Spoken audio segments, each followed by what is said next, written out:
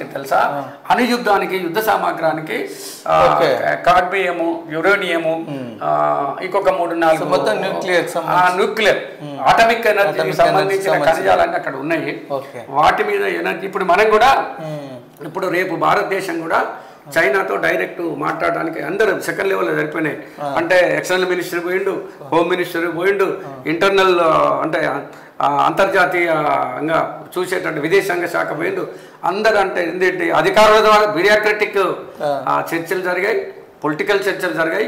కూర్చోండి ఎన్ని బిలియన్ల వ్యాపారం చేసుకోవాలనేది జరుగుతుంది. ఇక్కడ నాకు ఒక చిన్న డౌట్ ఉంది. ఇప్పుడు చైనా ఉత్పత్తులన్నీ మనం నిషేధించాలి గతంలో ఉన్నటువంటి తీసుకొచ్చినప్పుడు ఇదే చైనాతో ఇప్పుడు మళ్ళీ సంబంధాలు పెంచుకుంటూ వాళ్ళ అదే ఇప్పుడు అరుదైన ఖనిజాల ఎగుమతికి మళ్ళీ అంగీకరించి వేరే మార్గం లేదు. అంటే మన దగ్గర మీరు ఇంతకు ముందు అన్నారు మన దగ్గర వామపక్షాలతో ఏదైనా కొద్దిగా ఒక చర్చ జరిగినా తిడుతుంటారు కదా, పూర్తి భిన్నంగా ఉంది కదా. అదే దాన్ని అందుకోసం ఇవాళ మోడీ ఏదో పెద్ద అంటే నేను అంటే ఇప్పుడు రోహింగ్యాలు అంటే ముస్లిమ్స్ అంటే ఇది ఒక వ్యతిరేక భావం ఉన్నది కదా. సో నెహ్రూ నుమ్మంటే తిడతాడు. అంటే 50 ఏళ్ళు ఏలినటువంటి కాంగ్రెస్ ప్రభుత్వం ఈ దేశాన్ని నాశనం చేసింది. మీరేం చేస్తున్నారు ఇప్పుడు?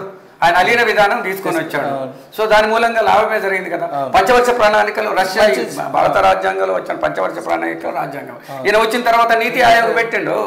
నీతి ఆయోగ్తో పెద్ద జరిగింది వాళ్ళ కాలంలో ఒకటనే మన ఏంటి మన్మోహన్ సింగ్ కాలంలో 8% వృద్ధి రేటు ఉన్నది. ఇవాళ 3.5 వృద్ధి రేటు కూడా రాకుండా పోతున్నది కదా. మేము 3 బిలియన్ ఏంటిది ప్రపంచ మూడవ అతిపెద్ద ఆర్థిక వ్యవస్థ అంటే చెప్పుకోవడానికి ఎగ్జాక్ట్లీ చెప్పుకోవడానికి అంటే తటస్థులను చేసి మేము ఏదో పెద్దగా చేస్తున్నాం అనడానికి అది